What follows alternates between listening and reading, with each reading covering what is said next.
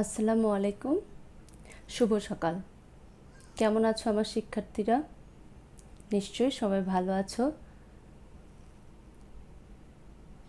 আজ আমি তোমাদের অনার্স চতুর্থ বর্ষের জিআইএস এবং রিমোট সেন্সিং কোর্সটা নিব। তোমরা যারা অনার্স ফোর্থ ইয়ারের তাদের সাথে আজকে আমার অনলাইন ক্লাসের প্রথম ক্লাস। অনলাইনে তোমাদেরকে এর আগে কোনো ক্লাস নেওয়া হয় নাই। তোমরা জানো যে আমাদের এই জিআইএস কোর্সটা 4 ক্রেডিটের। এর মধ্যে 50% হচ্ছে 2 ক্রেডিট হচ্ছে জিআইএস আর 2 হচ্ছে রিমোট সেন্সিং। তো আজকে আমি ফার্স্ট ক্লাস নেব এবং ক্লাসটা অবশ্যই জিআইএসের এলিমেন্টারি বিষয়গুলো আমরা আনবো, প্রাইমারি কিছু বিষয়গুলো যেগুলো আমাদের জানতে হবে। আর আরেকটা বিষয় বলে রাখি, সেটা হচ্ছে যে জিআইএসের থিওরিক অংশটা, জিআইএস এবং রিমোট সেন্সিংয়ের থিওরি অংশটুকু আমি বরাবরই নিয়ে আসছি এবং এখনও তোমাদের অনলাইনে থিওরি ক্লাসগুলো আমি করাবো। তো আজকে আমরা প্রথমেই জিআইএসের বেসিক জিনিসগুলো আমরা জানবো। তো এই ক্লাসটা আমি তোমাদের এবং প্রত্যেকটা ক্লাসে আমি তোমাদেরকে পাওয়ার পয়েন্টে নিব। তো চলো আমরা তাহলে পাওয়ার পয়েন্ট প্রেজেন্টেশনে দেখি আমাদের কি বিষয়গুলো নিয়ে আমরা আলোচনা করব। তো ঠিক আছে, চলো দেখি।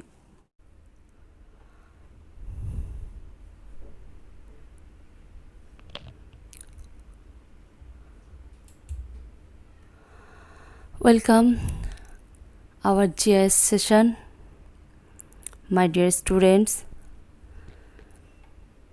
Today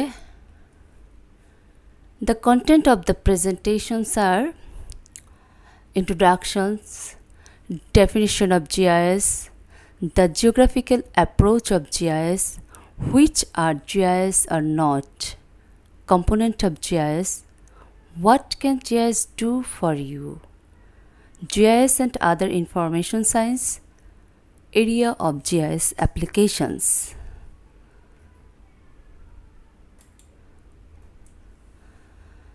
This is Nasrin Akhtar, Assistant Professor, Department of Geography and Environment, Dhaka College, Dhaka. Okay, now আমরা আমাদের মেইন প্রেজেন্টেশনে চলে আসি। What is the Geographic Information System? Geographic Information System কি? তার আগে জানার আগে আমাদের কিছু কথা বলতে হয়। যেমন জিওগ্রাফি হলো আমাদের পৃথিবী সংক্রান্ত বিজ্ঞানভিত্তিক আলোচ্য বিষয়। জ্ঞানের শাখা হিসাবে এটি মানুষের কাছে সবসময় গুরুত্বপূর্ণ ভূমিকা পালন করে এসেছে। মানুষের সময়োপযোগী চাহিদাকে পূরণ করার জন্য সময়ের সাথে সাথে ভূগোল পাঠের দৃষ্টিভঙ্গি অবিরত পরিবর্তন হচ্ছে। 3000 বছরেরও বেশি সময় ধরে ভূগোল, মানচিত্র ও স্থানিক তথ্যের মাধ্যমে মানবজাতিকে পৃথিবীর বাহ্যিক গঠন, নতুন স্থলভূমির আবিষ্কার, ভূমিবৃত্তি, পৃথিবীর আকার, পরিকল্পনা ও গঠন নিয়ে জ্ঞান প্রদান করে আসছে। ভূগোলবিদগণ প্রধানত 2টি কাজ করে থাকে। প্রথমত, পৃথিবীর আকার ও উপাদানের বিন্যাস সম্পর্কে জানা এবং দ্বিতীয়ত, পৃথিবীর উপাদানগুলোর যে ভৌগোলিক প্যাটার্ন রয়েছে তার গঠন প্রক্রিয়া কিভাবে কাজ করে তা বোঝার চেষ্টা করা। ভূগোলশাস্ত্রে প্রধানতম কাজটি হচ্ছে পৃথিবীর এই প্যাটার্ন বা আকার ও উপাদানের বিন্যাস স্থানিক তথ্য, যেটা স্পেশাল ইনফরমেশনের মাধ্যমে মানচিত্র হিসাবে প্রকাশ করা। মানব জীবনে এই স্থানিক তথ্যের প্রভাব আমরা আপাত দৃষ্টিতে যা উপলব্ধি করি এর গুরুত্ব তার থেকে অনেক গুণ বেশি। কি, কোথায় এবং কেন এই প্রশ্নসমূহের উত্তরের মাধ্যমে স্থানিক তথ্য ভূগোল পাঠের বৈশিষ্ট্যকে চিহ্নিত করে। এর পাশাপাশি কিভাবে প্রশ্নের উত্তরের মাধ্যমে পৃথিবীর উপাদানগুলোর সংগঠন প্রক্রিয়া সম্পর্কেও স্থানিক তথ্যের মাধ্যমে জানা সম্ভব। কাজে দেখা যাচ্ছে যে স্থানিক বিশ্লেষণই ভূগোল পাঠের প্রধানতম আলোচ্য বিষয়। মিশর ও গ্রিক সভ্যতা এবং এর সমসাময়িক বা তার পরবর্তী সময় ভূগোল পাঠে কার্টোগ্রাফি এবং মাঠ জরিপের প্রাধান্য স্থানিক বিন্যাস ও বিশ্লেষণের গুরুত্ব আরও বাড়িয়ে তোলে। যাই হোক, বর্তমান সময়ে আমরা আধুনিক কম্পিউটার ভিত্তিক স্থানিক বিশ্লেষণের উপর নির্ভরশীল। এই নির্ভরশীলতার মূল কারণটি হল বর্তমান সময়ে আমরা বৃহৎ আকারের তথ্য উপাত্ত বিশ্লেষণ করে থাকি, যা শুধুমাত্র আধুনিক সফটওয়্যার এবং কম্পিউটারে গণনা করা সম্ভব। এই স্থানিক বিশ্লেষণের গুরুত্ব অনুধাবন করে জিওগ্রাফাররা ভৌগোলিক তথ্য পদ্ধতি বা জিওগ্রাফিক ইনফরমেশন সিস্টেম নামে একটি আধুনিক গণনা পদ্ধতি উদ্ভাবন করেন।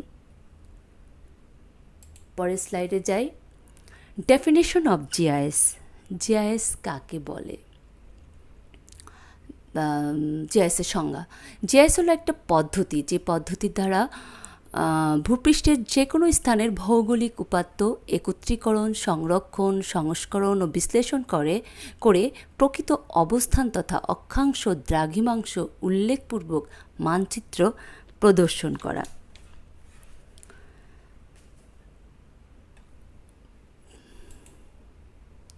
বিভিন্ন ধরনের মানচিত্র প্রস্তুতকরণে জিআইএস ব্যবহার করা হয়ে থাকে এবং এই কাজটি করার জন্য জিআইএস কতগুলো তথ্য লেয়ার সংযোজন করে থাকে। ভিন্ন ভিন্ন ভৌগোলিক লেয়ার ভিন্ন ভিন্ন ভৌগোলিক তথ্য উপস্থাপন করে। এখানে চিত্রের দিকে খেয়াল করি আমরা, এই যে একটা লেয়ার, ডেটা লেয়ার এটাকে বলা হয়। এই ডেটা লেয়ারে কি আছে? স্ট্রিট ডেটা, বিভিন্ন রোডের যে অ্যাট্রিবিউট তথ্য সেটা আছে এই লেয়ারে। তারপরে লেয়ারটা দেখি, এখানে বিভিন্ন রকম বিল্ডিংয়ের ডেটা আছে। তারপরে একটা ভেজিটেশন ডেটা, এবং এই তিনটা লেয়ার মিলে একটা মানচিত্র, ইন্টিগ্রেটেড ডাটা। এখানে সবগুলোই তিনটার ডাটাই একসাথে আছে, কিন্তু যখন তথ্যগুলো নেওয়া হয় তখন আলাদা আলাদা লেয়ারেই নেওয়া হয়। প্রতিটি তথ্য লেয়ার আলাদা আলাদা স্থানিক বিন্যাসে সজ্জিত থাকে এবং সেই সংক্রান্ত যাবতীয় তথ্যাবলী একটি পৃথক ডেটাবেজে সংরক্ষিত থাকে। জিআইএস এর আরও একটি গুরুত্বপূর্ণ দিক হলো যে এটি 2 বা ততোধিক ডেটাবেসকে একই সময় পরিচালনা করতে পারে। ডেটাবেসটি স্থানিক তথ্যের সাথে এমনভাবে সম্পর্কিত থাকে যে ডেটাবেজের যে কোনো তথ্যের উপর ভিত্তি করে মানচিত্র তৈরি করা সম্ভব। যদিও জিআইএস প্রধানত ভৌগোলিক তথ্যসমূহ নিয়ে কাজ করে থাকে, কিন্তু এই তথ্যসমূহ আধুনিক কম্পিউটারের সিস্টেমের মাধ্যমে প্রকাশ করা শুধুমাত্র ভৌগোলিক জ্ঞান দ্বারা সম্ভব নয়। ভূগোলের পাশাপাশি গণিত, কম্পিউটার বিজ্ঞান, তথ্য প্রযুক্তি ব্যবহারের নিয়মাবলী এবং তৎসংক্রান্ত জ্ঞান অনিবার্য। তবে উল্লেখ থাকে যে একজন ব্যক্তির জন্য যে কিনা জিআইএসকে ব্যবহার করে মানচিত্র প্রস্তুত করতে চায় বা একটি ভৌগোলিক সমস্যার সমাধানে যৌক্তিক সিদ্ধান্তে উপনীত হতে চায়, তার জন্য উল্লেখিত সকল বিষয়ে জ্ঞান অর্জন করা কি আবশ্যিক? আধুনিক সকল জিআইএস সফটওয়্যারে এই সকল বিষয়ে জ্ঞান থাকে, মানে জ্ঞান গ্রন্থিত থাকে আর কি। আমরা যে জিআইএস সফটওয়্যার ব্যবহার করি তাকে কম্পিউটার বিজ্ঞানের ভাষায় অ্যাপ্লিকেশন প্রোগ্রাম ইন্টারফেস এপিআই বলে। যাই হোক, যে সকল ডিসিপ্লিন জিআইএসের এই এপিআই তৈরিতে সাহায্য করে তা আমি এই টেবিলটাতে দেখানো হয়েছে। এখানে টেবিলটাতে লক্ষ্য করলে দেখো, বিষয় ভূগোল, কম্পিউটার, গণিত, তথ্য প্রযুক্তি। ভূগোল কী করে? কার্টোগ্রাফি থেকে তারা স্থানিক বিজ্ঞান আলোচনা করে। কম্পিউটার বিজ্ঞান কী করে? Data modelling, database design, computer graphics, interface design. গণিত কী করে? Topology, graph theory, geometry, algebra. তথ্য প্রযুক্তি, তথ্য সংরক্ষণ, তথ্য উপস্থাপন, মেটাডেটা ডকুমেন্টেশন। জীববিজ্ঞান যেমন মাইক্রোস্কোপ, জ্যোতির্বিজ্ঞানে যেমন টেলিস্কোপ কাজ করে, ঠিক তেমনি জিআইএসের প্রযুক্তি কম্পিউটারের মাধ্যমে একটা ভৌগোলিক তথ্য বিশ্লেষণ করে থাকে।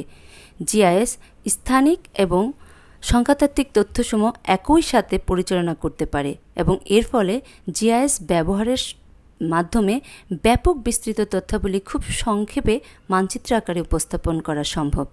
এই কারণে পৃথিবীতে জিআইএস আজ একটি অতি জনপ্রিয় প্রযুক্তি হিসাবে সকল ব্যবহারকারীদের নিকটে জনপ্রিয়তা পেয়েছে। পরের স্লাইডে আমরা যাই। যেহেতু বর্তমানে জিআইএস বিভিন্ন সেক্টরে ব্যবহৃত হচ্ছে, সে কারণে এর নামকরণের কিছুটা ভিন্নতা রয়েছে। তোমরা এখানে লক্ষ্য করো, 3টা নাম আছে এটার। জিআইএস এর ইলাবোরেশন 3টা।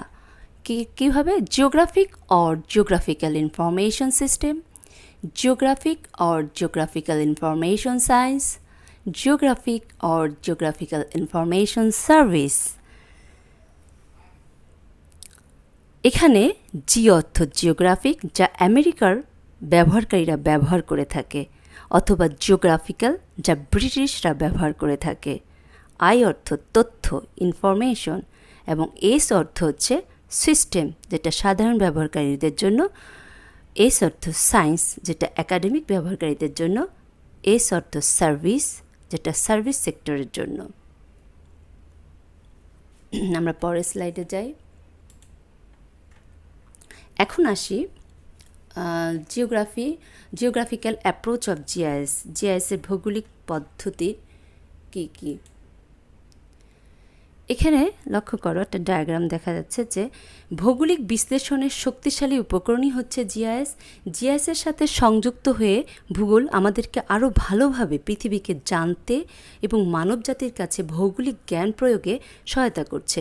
নব্য প্রতিষ্ঠিত এই ভৌগোলিক পাঠপদ্ধতির এই জিওগ্রাফিক অ্যাপ্রোচ উত্থানের ফলে স্থানিক তথ্য ব্যবহার করে বর্তমান বিশ্বের নানাবিধ সমস্যা সমাধানে মানুষের কাছে একটি নতুন চিন্তাধারা যুক্ত হয়েছে।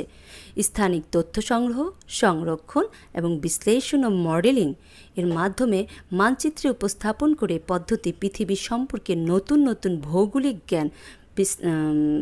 জ্ঞান সৃষ্টি করেছে এবং বিশ্বব্যাপী জ্ঞান প্রয়োগ করে পৃথিবীর নকশা, পরিকল্পনা ও পরিবর্তনের পথ নির্ণয় করা হচ্ছে।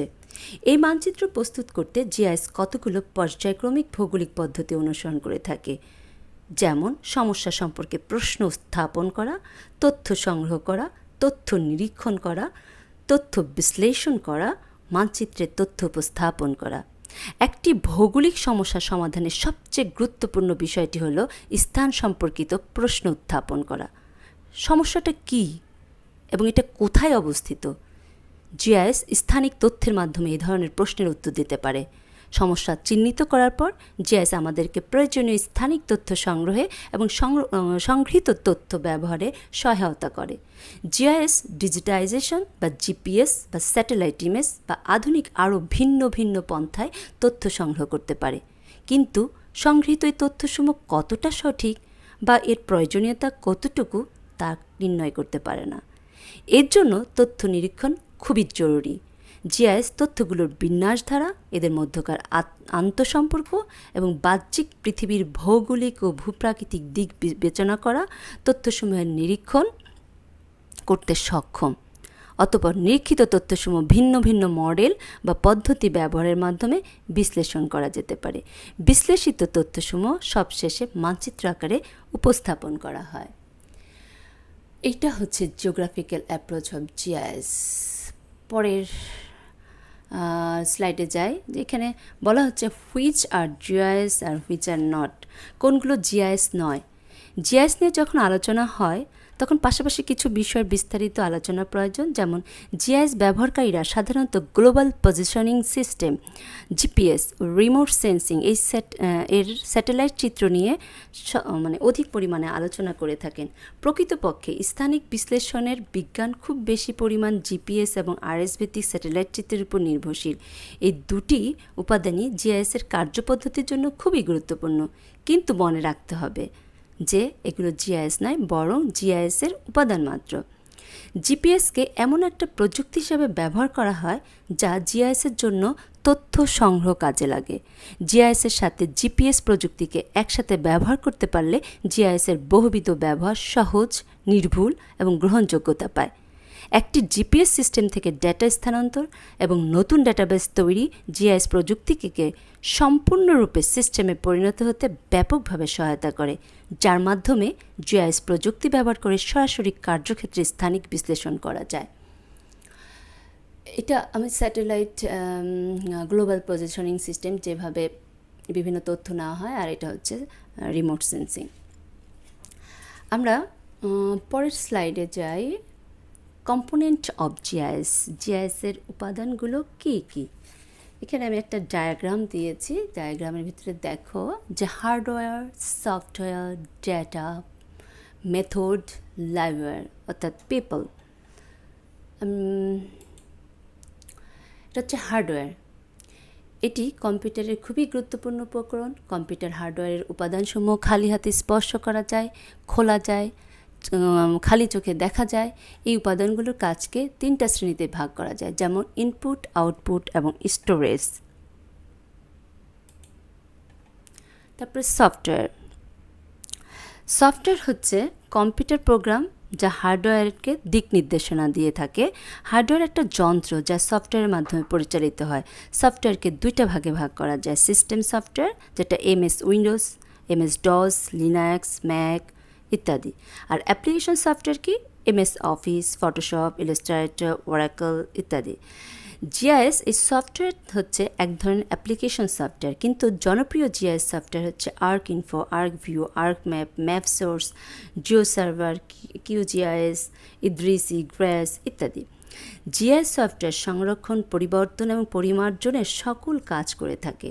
জিআইএস সফটওয়্যারের মূল কাজসমূহ হচ্ছে ভৌগোলিক তথ্য ইনপুট, প্রসেস এবং ম্যানেজমেন্ট টুল হিসেবে কাজ করা, একটি ডেটাবেস ম্যানেজমেন্ট সিস্টেম হিসেবে কাজ করা, ডিজিটাল মানচিত্র সৃষ্টি করা টুল হিসেবে কাজ করা যা তথ্য বিশ্লেষণ, অনুসন্ধান অথবা উপস্থাপন করার কাজে ব্যবহার করা যায়, গ্রাফিক্যাল ইউজার ইন্টারফেস GUI ব্যবহারের মাধ্যমে জিআইএসকে সকলের কাছে সহজ করে তোলা। পরেরটা যাই ডেটা। ডেটা ব্যতীত জিআইএস কিছুই করতে পারে না। জিআইএসের মাধ্যমে মানচিত্র তৈরিতে স্থানিক ডেটা প্রয়োজন। স্থানিক ডেটা হতে পারে সেটা পয়েন্ট, লাইন, পলিগন, যা যথাক্রমে পয়েন্ট দ্বারা একটা বাড়ির অবস্থান, লাইন দ্বারা রাস্তার অবস্থান, আর পলিগন দ্বারা প্রশাসনিক সীমানা নির্দেশ করে থাকে। খুব বেশি ডিটেলসে গেলাম না। তারপরে চলে আসি পদ্ধতি, মেথড।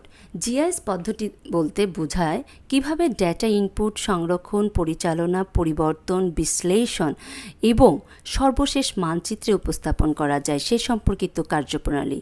এই পদ্ধতির মাধ্যমে অনেক প্রশ্নের উত্তর খুঁজে পাওয়া যায়। জিআইএসের সামর্থ্য হচ্ছে স্থানিক বিশ্লেষণ এবং বিভিন্ন প্রশ্নের সমাধানের খুঁজে বের করা। এরপর আসি লাইভওয়্যার। লাইভওয়্যার অর্থাৎ পিপল।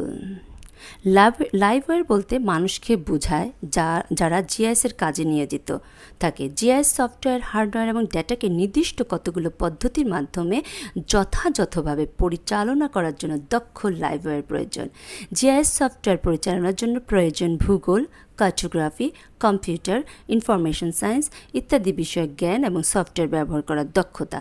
সেই সাথে ডেটা সংগ্রহের বিভিন্ন পদ্ধতি সম্পর্কে জ্ঞান থাকা খুবই জরুরি। মানুষ এমন এক ধরনের জিআইএস উপাদান যা জিআইএসের কাজ করতে গুরুত্বপূর্ণ ভূমিকা পালন করে।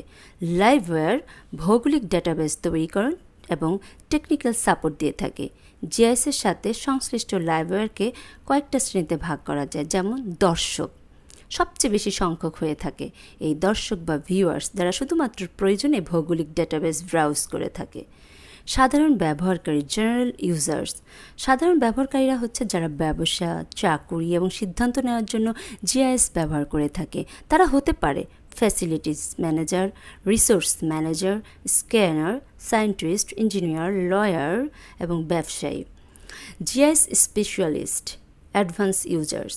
জিআইএস স্পেশালিস্ট হচ্ছে যারা জিআইএসের কাজ করে। তারা হতে পারে GIS manager, database administrator, user application এবং এদের ভৌগোলিক ডেটাবেস পরিচালনা এবং এই সংক্রান্ত টেকনিক্যাল সাপোর্ট দেওয়া হয়। এরপরে চলে আসি what can GIS do for you. GIS কী করতে পারে আসলে আমাদের জন্য। জিআইএস 5টা প্রশ্ন আছে, এই প্রশ্নগুলোর আনসার দিয়ে থাকে। এই 5টা কোশ্চেন কি? অনেকে বিভিন্ন কম্পিউটার প্রোগ্রাম যেমন MS Access, SQL server, Oracle spreadsheets, statistics প্যাকেজের মাধ্যমে বড় ভলিউমে অ্যাট্রিবিউট ডেটা নিয়ে কাজ করতে পারে। এই সফটওয়্যারগুলো সহজে ডাটা অ্যাক্সেস করতে পারে, একাধিক ডেটা টেবিলের মধ্যে সম্পর্ক স্থাপনের প্রয়োজন অনুসারে ডেটাবেস তৈরি এবং অনুসন্ধানের মাধ্যমে ডেটা একত্রীকরণে সহায়তা করতে পারে। এই সফটওয়্যারগুলো ডেটা উপস্থাপনের কাঠামো তৈরিতে সহায়তাও করতে পারে। শুধু তাই নয়, সফটওয়্যারগুলো ব্যবহার করে ইন্টারঅ্যাক্টিভ গ্রাফ, চার্ট এবং আরও অনেক কিছু খুব সহজে তৈরি করা যায়। অন্যদিকে drafting package, AutoCAD, graphical software যেমন ফটোশপ, ইলাস্ট্রেটর, ইমেজ এগুলো সাধারণ ভৌগোলিক অথবা স্থানিক ডেটা পরিচালনা করতে পারে। তারা আকর্ষণীয় মানচিত্রও তৈরি করতে পারে। এটা গ্রাফিক্যাল সফটওয়্যারের উচ্চ রেজুলেশন মানচিত্র আউটপুট দিতে পারে বিভিন্ন ফাইল ফরম্যাটের মাধ্যমে। কিন্তু এত কিছুর পরেও এই সফটওয়্যারগুলো জিআইএস বলে বিবেচিত হয় না, কারণ জিআইএস যেটা স্থানিক অপারেশনে সহায়তা করে, যা অন্য সফটওয়্যারের মাধ্যমে করা সম্ভব নয়। জিআইএস কী ধরনের প্রশ্নের উত্তর দিতে পারে সেটা যদি আমরা দেখি, যেমন প্রথমে দেখি location, what is at. GIS সর্বপ্রথম লোকেশন সংক্রান্ত প্রশ্ন করে থাকে। কোনো নির্দিষ্ট স্থানে কী অবস্থিত, অর্থাৎ অবস্থান সংক্রান্ত বিষয়ে অনুসন্ধান করাই জিআইএসের প্রধান কাজ। একটি স্থানকে বিভিন্নভাবে বর্ণনা করা যেতে পারে। যদি একটা উদাহরণ দিই, যেমন একটি স্থানকে চেনার জন্য স্থানের নাম, পোস্ট কোড বা ভৌগোলিক রেফারেন্স অর্থাৎ অক্ষাংশ, দ্রাঘিমাংশ ইত্যাদি ব্যবহৃত হতে পারে। যদি আমরা দক্ষিণ এশিয়ার এমন একটা দেশের নাম জানতে চাই যার জনসংখ্যা 100 মিলিয়নের কম, তাহলে তা অনুসন্ধানের মাধ্যমে জিআইএস সহজেই বলতে পারে। Second question, where is it condition. দ্বিতীয় প্রশ্নটিকে প্রথম প্রশ্নের বর্ধিত রূপ বলা যেতে পারে। যেমন অবস্থার অনুসন্ধান, জিআইএসের অবস্থা বিশ্লেষণে স্থানিক এবং অথবা অবস্থানের বিশ্লেষণ করতে হয়। কোনো একটা নির্দিষ্ট স্থানে কী অবস্থিত এর পরিবর্তে কন্ডিশনাল অ্যানালাইসিস চেষ্টা করে কোনো নির্দিষ্ট অবস্থায় কোন স্থানে কী আছে তা জানার জন্য। উদাহরণস্বরূপ, দক্ষিণ এশিয়ার দেশের তালিকায় যেগুলোতে জনসংখ্যা 100 মিলিয়নেরও বেশি কিন্তু 500 মিলিয়নেরও কম, এমন দেশগুলো সম্পর্কে জানতে চাইলে জিআইএস কন্ডিশন প্রয়োগ করে এই প্রশ্নের উত্তর খুঁজে থাকে। Third question, Trends, what has changed since. এই প্রশ্নটি জিআইএসের অন্যতম শক্তি হিসাবে পরিচিত। জিআইএসের এই তৃতীয় প্রশ্নটি আগের দুইটি প্রশ্নের উত্তরের পাশাপাশি কোনো নির্দিষ্ট স্থানে বিভিন্ন সময়ের মধ্যে পার্থক্য খোঁজার চেষ্টা করে থাকে। অর্থাৎ এই প্রশ্নের মাধ্যমে জিআইএসের একটি বাস্তব বা স্থানের সময় পার্থক্য উপস্থাপন করা। উদাহরণস্বরূপ বলা যেতে পারে, যদি আমরা 1991 এবং 2001-এর আদমশুমারি অনুযায়ী দক্ষিণ এশিয়ার কোন কোন দেশে এই নির্দিষ্ট সময়ের মধ্যে জনসংখ্যা বেড়ে দ্বিগুণ হয়েছে তা বের করতে চাই, তাহলে আমাদেরকে জনসংখ্যার বৃদ্ধির ট্রেন্ড বিশ্লেষণ করতে হবে। এক্ষেত্রে জিআইএস তার মেথোডোলজি থেকে ট্রেন্ড বিশ্লেষণের মাধ্যমে প্রশ্নের উত্তর দিতে পারে, অর্থাৎ জনসংখ্যা দ্বিগুণ হয়ে যাওয়া দেশগুলোকে এক্ষেত্রে সহজেই খুঁজে পাওয়া সম্ভব। Fourth question, pattern. What special pattern exists? এই প্রশ্নটি আরও বেশি বাস্তব বুদ্ধিসম্পন্ন। এই ধরনের প্রশ্নের উত্তরের মাধ্যমে জিআইএস কোনো একটি অবস্থার পেছনের কারণ ব্যাখ্যা করতে সহায়তা করে থাকে। উদাহরণস্বরূপ বলা যেতে পারে যে, কেউ যদি জানতে চায় সাক্ষরতার হার দক্ষিণ এশিয়ার কোন কোন দেশের জনসংখ্যা বৃদ্ধির কারণ হিসাবে বিবেচনা করা যেতে পারে। নিম্ন সাক্ষরতার কারণে আফগানিস্তান, পাকিস্তান এবং বাংলাদেশের জনসংখ্যা বৃদ্ধি পাচ্ছে। সাক্ষরতার হারকে ভিত্তি করে জিআইএস এখানে এক ধরনের প্যাটার্ন আঁকতে পারে। 5 নম্বর question, modeling, what if. GIS সর্বশেষ যে কাজটি করে থাকে তা হলো মডেলিং। এর মাধ্যমে জিআইএস সিদ্ধান্ত নিতে সাহায্য করে। এ ধরনের প্রশ্ন করা হয় কী ঘটে তা জানার জন্য। সাধারণত জিআইএস এই প্রশ্নের উত্তর দেওয়ার জন্য মডেল নির্মাণ করতে পারে, যেমন কোন সিস্টেমে নতুন উপাদান প্রবেশ করলে কী ঘটতে পারে। একটা উদাহরণ দিই, যদি ঢাকা ও কাবুলের মধ্যে নতুন একটা রাস্তা প্রস্তাব করা হয়, যেটা পূর্বের রাস্তার মধ্যে কোন পথ কম দূরত্ব লাগবে তা জানতে চাইলে জিআইএস একটা মডেলিং করতে হবে। সেটা এখানে একটা চিত্র দেওয়া আছে, চিত্র দেখা যায় জিআইএস দুইটা পথের মধ্যে কম দূরত্বের পথ নির্ণয় করতে পারে। এখানে দেখা যায় যে জিআইএস নির্ণয় করে দেয় যে কোন পথটা সহজ, সরল এবং দূরত্ব কম, এবং সেটা সিদ্ধান্ত জিআইএস দিয়ে দেয়। GIS and other information science, জিআইএসের সাথে অন্যান্য যেসব তথ্য বিজ্ঞান, মানে জিআইএস হলো স্থানিক তথ্যের বিজ্ঞান। এটা এমন এক ধরনের ডাটা নিয়ে কাজ করে যা ভৌগোলিকভাবে পয়েন্ট, লাইন, পলিগন রূপে রেফারেন্সকৃত। যদিও প্রতিটি স্থানিক ডেটাবেসের জন্য বৃহৎ ভলিউমের অ্যাট্রিবিউট ডাটা সংরক্ষণ করা যেতে পারে, তা আরও ভিন্ন ভিন্ন বিশ্লেষণের জন্য ব্যবহার করা যেতে পারে। জিআইএস এবং অন্যান্য বিজ্ঞানের মূল পার্থক্য হলো স্থানিক বিশ্লেষণ। অন্যান্য তথ্য পদ্ধতি যেমন রিমোট সেন্সিং বা কম্পিউটার বিজ্ঞানেও স্থানিক ডেটা থাকতে পারে, কিন্তু এটা নিশ্চিত করা কঠিন ওই স্থানিক ডেটাগুলো জিও রেফারেন্সড কিনা। বর্তমান জিআইএস এবং অন্যান্য তথ্য ব্যবস্থার সম্পর্ক নিয়ে পৃথিবী জুড়ে বিতর্ক চলছে। যাই হোক, জিআইএসের সাথে প্রধান যে তথ্য বিজ্ঞানগুলো সম্পর্ক তা হচ্ছে জিআইএস এবং remote sensing, GIS and computer science tools, GIS and internet, GIS and executive information system, GIS and decision support system. আমি এগুলো আর ইলাবোরেট ডিসকাশন যাব না। এবার চলে আসি অ্যাপ্লিকেশন অফ জিআইএস। জিআইএসের আসলে কী কী কাজ করে থাকে, জিআইএস মানে জিআইএসের অ্যাপ্লিকেশনগুলো কী কী হতে পারে, কোন কোন জায়গায় জিআইএসের প্রয়োগ আছে, সোজা বাংলা যেটা বলা যায় যে বর্তমান জিপিএস প্রযুক্তির বিভিন্ন ক্ষেত্রে প্রয়োগ করে ব্যাপক সাফল্য পাওয়া গেছে। উন্নয়নশীল দেশগুলোতে এই জিআইএস প্রযুক্তি অনেক পিছিয়ে থাকলেও উন্নত দেশে কিন্তু জিআইএস প্রযুক্তি অনেক আগের থেকে ব্যাপক হারে ব্যবহার হচ্ছে। কোন কোন ক্ষেত্রে জিআইএস ব্যবহার হচ্ছে আমরা যদি দেখি, একটা ডায়াগ্রামে দেখানো হয়েছে, কিন্তু আমি এখানে ডিটেলস আরও কিছু আছে, যেমন GIS application in agriculture, GIS application in forestry, GIS applications in archaeology and mineral resource, GIS application in rural and urban planning, GIS application in climate change, GIS application in disaster management and mitigation, GIS application in military and crime statistics, GIS application in fisheries and water resource, GIS application in transport, GIS application in tourism, GIS application in society, environmental impact assessments, where is GIS applications, GIS application in navigation, GIS application in mapping, GIS application in surveying, GIS application in irrigation water management, GIS application in coastal development and management, GIS application in wildlife management. এই সকল ক্ষেত্রগুলোতে বর্তমানে GIS application ব্যবহার করে বিভিন্ন ধরনের যার সেক্টরের বিভিন্ন ধরনের কোয়েরিগুলোর মাধ্যমে মানচিত্র তৈরিকরণ থেকে শুরু করে এভরি কোশ্চেনের আলোকে বিভিন্ন ডেটা তৈরি হচ্ছে, বিভিন্ন মডেল তৈরি হচ্ছে, যেটা বর্তমান বিশ্বে সারা বিশ্ব জুড়েই হচ্ছে। তো তার মানে দেখা যাচ্ছে যে সমস্ত ক্ষেত্রেই জিআইএসের অ্যাপ্লিকেশন আছে। তো ঠিক আছে, আজ একটু পর্যন্তই। সবাইকে ধন্যবাদ এতক্ষণ কষ্ট করে সেশনটা দেখার জন্য। ভালো থাকবেন, সুস্থ থাকবেন।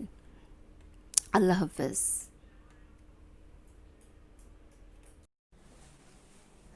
তো শিক্ষার্থীরা, তোমরা আজকের ক্লাসটা নিশ্চয়ই উপভোগ করেছো এবং জিআইএসের বেসিক বিষয়গুলো আমার ধারণা তোমরা আজকের ক্লাসের মাধ্যমে জানতে পেরেছো।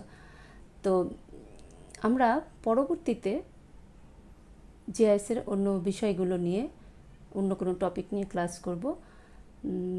তারপরেও তোমাদের এই ক্লাসের পরেও যেটা যদি আরও জানতে হয়, আমাদেরকে বেশ কিছু বই আছে, তোমরা বইগুলো কালেক্ট নিশ্চয়ই এতদিনে করেছো, আছে তোমাদের কাছে, বইগুলো পড়বে।